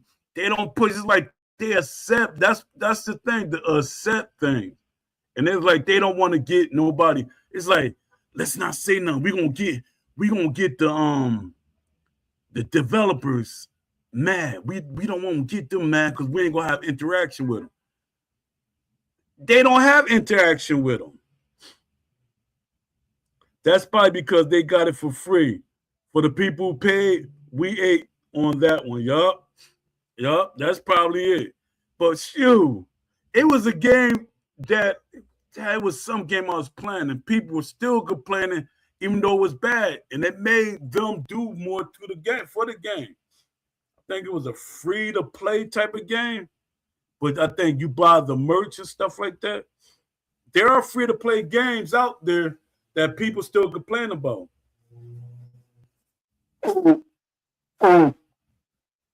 But I get what you're saying. I get what you're saying 100%.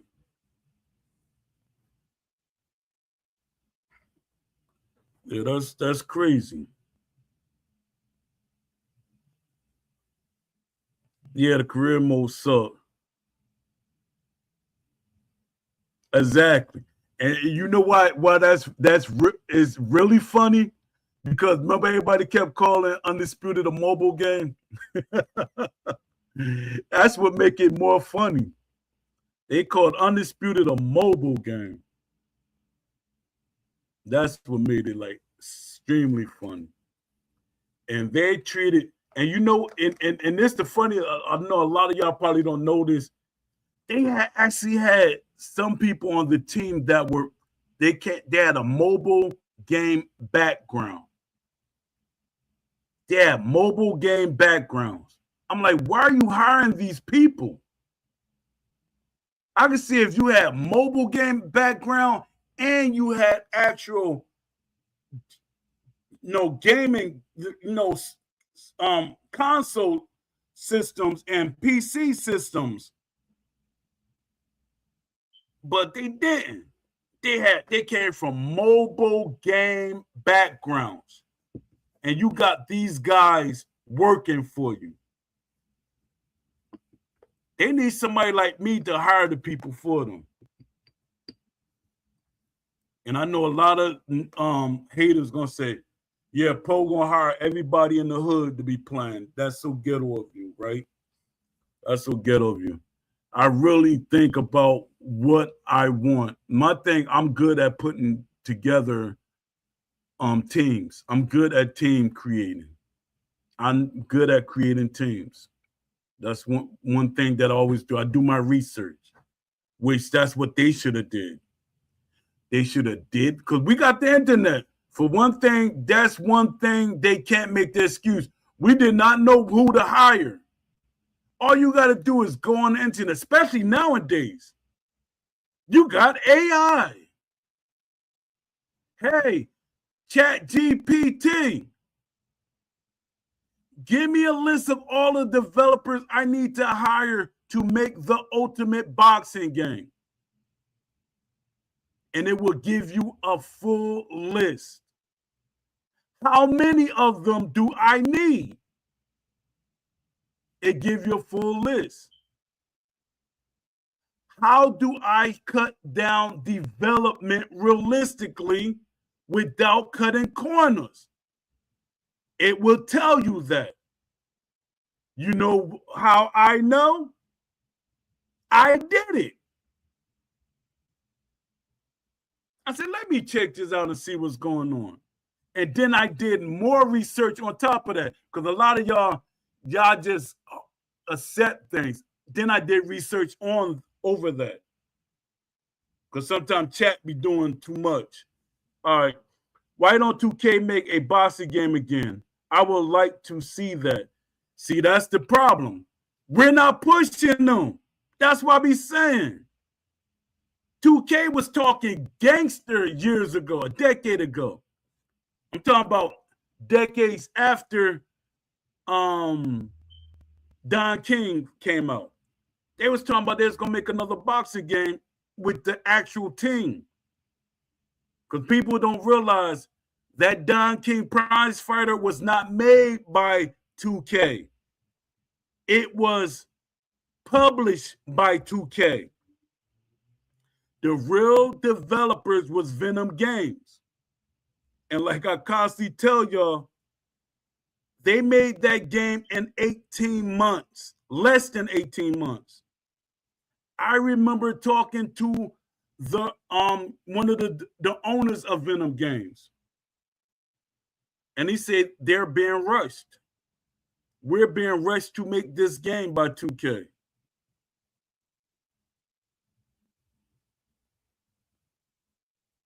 And that's the problem. Let me see. Boxing therapist said, hopefully they'll do it justice, though. Yeah, I think they'll do it justice. But like most fans, which they're going to always do, they're going to complain. They're going to complain. See, 2K can make the ultimate boxing game, but what fans going to complain about is the DLC. And with boxing, I can see why a company would use DLC. 100%. No, a lot of people don't want to understand it, but I can understand why a lot of companies would use DLC for boxers, because boxers want money. Some of them. You know, from my experience, boxers want monies. Some of them. Some of them would do it for free, but boxers want money. And for a company to feel like they're making money without just giving, like, if they, let's say they got like 20 of the top pro boxers and 20 of the top pro boxers want to get paid, that's a lot of money. So how they recover that money? DLC, microtransactions. That's how they recover that money. And what the cheap person is going to say, no, they could recover that money with cosmetics. Cosmetics and paying the boxers are two different things. Boxers want to get paid for their image, not for the boots or the boxing shorts they're wearing. I wish 2K decided to make a boxing game back in 2019 and not SCI. Me too. And I was pushing hard. I thought we had them, because it's when it was that time when everybody at the time, they were so upset that companies weren't making a game. And I got mad at Eddie Hearns, because Eddie Hearns was pushing too. He was pushing EA and everything. Eddie Hearns was pushing and pushing and pushing. Then you got other promoters, they were pushing. And that was unheard of. We got promoters pushing for a boxing game. Yay! Everybody was happy. Got promoters and boxers. You had Teofimo was pushing for it. Everybody was pushing for boxing games. All of them. Everybody was supporting it. But I was saying it wasn't structured. Eddie Hearns gave up. Eddie Hearns wanted to be in control. And that's where the problem came. And my thing, and here goes something I'm gonna bring up again. We're still City. We're still City. We could have had the ultimate boxing game. We could have had an elite boxing game. We could have had every boxer ever named. But they pushed Turkey out. They let the investors from England come in. They got 3 investors from England that invested in this game. Turkey wanted to invest in this game. And if I don't know what I'm talking about, prove me wrong. Turkey wanted to be a part of this game. Not as a marketing tool, not as a promotional tool. He wanted to be a part of the game. And Ash, I guess Ash felt some type of way. He let them be part of the marketing and promotion part. And you see Turkey's not really pushing Undisputed like he used to. And he never like really pushed this game like marketing wise. It wasn't like because when they market something, they like go all out. They like go all out. They didn't do that with this game. Because Turkey wanted to be a major part of this game. He wanted to be a major investor. And I guess he felt disrespected. I think it would have been dope.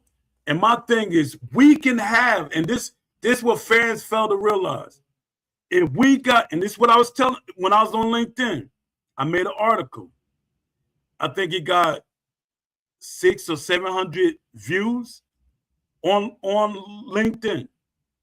That means people in the industry were looking at it. It got a lot of views. I'm gonna put it that way. So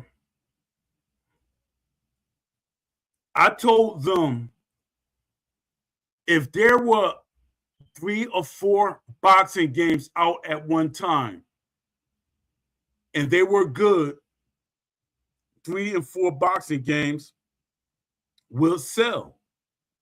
It happened back in the days.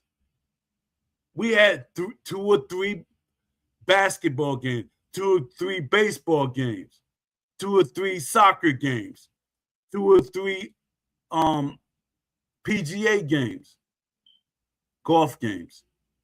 And they sold well. But companies start getting greedy. Maybe if we lock them in, if we be exclusive, we don't got that competition. We're going to get that money that they getting. We're going to get that money that they're getting. We don't got to try hard. Because them companies had to make sure what they were doing was better than the next company. Fans don't see that. And that's another, I hate to go back to this. That goes with the generation. They don't see that. It would have been dope. Yeah, it would have been dope. It would have been, it would have been crazy. We had 3 games. Imagine if Love C Shorty got funded. Imagine if Claimant Uncut got funding. Imagine if some company pulled them in and say, I like what y'all doing. We're about to put more money and funding into it. Imagine if, no, I don't want to say it, but imagine if Love C Shorty didn't overprice the game in the beginning and fans would have supported him the way that they should have supported him. Because a lot of fans, they like push back on Love C Shorty because Love C Shorty, they felt overpriced this game. And they never returned. Let me see. What EA did to destroy competition with 2K is unforgivable. It is. It's crazy. It's very unforgivable. It shows you laziness. I call it laziness. And the other people will say, no, it's competition. And competition, you try to get rid of your competition. Then there's no competition. And it's crazy how karma works. EA did everything that they did. And where's NBA Live? Nowhere. You know how many of their games disappearing because of the way that they're acting, the way that they look at things, call themselves knocking people out? EA right now, they gotta what would you call it? They gotta build up their sources now because they're trying to sell the company.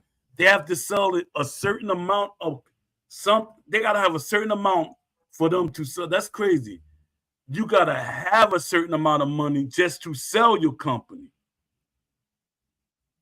So that's their thing right now. And I guess Battlefield is doing it for them.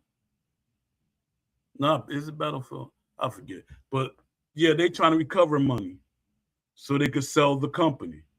So yeah, so I did the show for 2 hours today. I'm glad y'all start talking. That's what we need, conversation.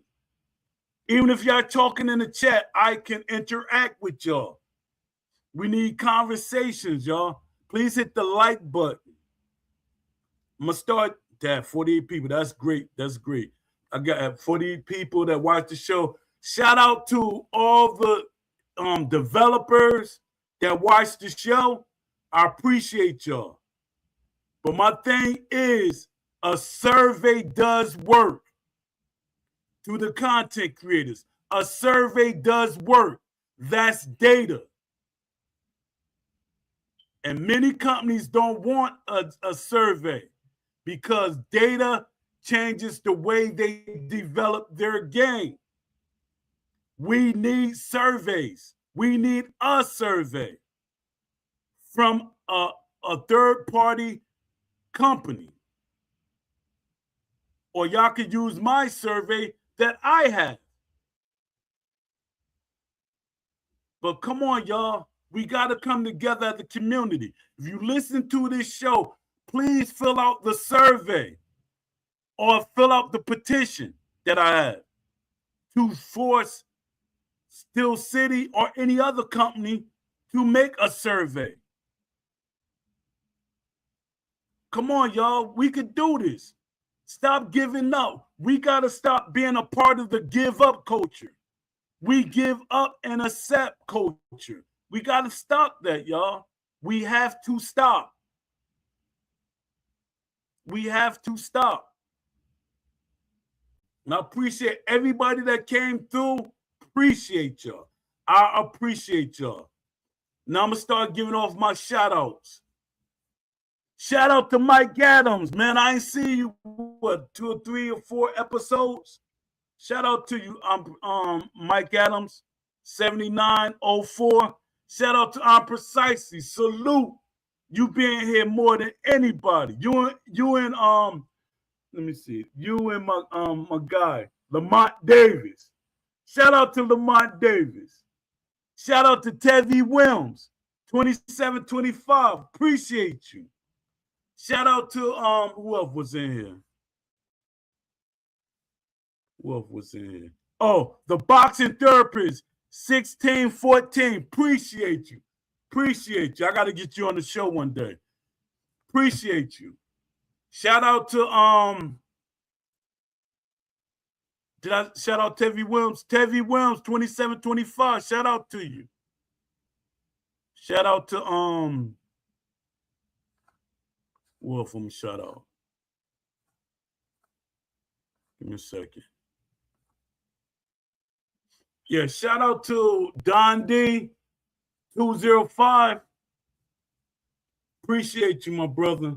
Shout out to all of the developers in the gaming industry that listen to this show. I'm about to do an article and I'm about to post it on the LinkedIn. It's dealing with this show. Appreciate y'all. appreciate everybody that came through. I'm prolonging the show more than it should go on. And shout out to Boxing Therapist. I'm pretty sure a lot of things that you think is a lot of things that I want in the game. Yeah, we need EA to make a boxing game. We need 2K to make a boxing game. And we need Love C Shorty to get backing. We need Love C Shorty to be backed by a company. We need Claimer Uncut to be backed by a company. If there's 4 or 5 boxing video games out, 4 or 5 people, people will buy them all. If they're good, people will buy them all. So stop being scared of competition. Just create a great game and people will support them. Create a great game and people will support them. If I see a great soccer game and I don't like soccer like that, I will play it. If I see a great golf game and it looks fun, I will play it. It's about how you make a game and people will buy it. And with me, everything is about the way you make it and create it, authentic to the sport. I'm not a UFC fan, but I love the THQ Undisputed games. I used to have idea lists for that. I was big on it. Maybe start doing research. Let me see who else they should add to the game. That's how Undisputed, the THQ Undisputed game was.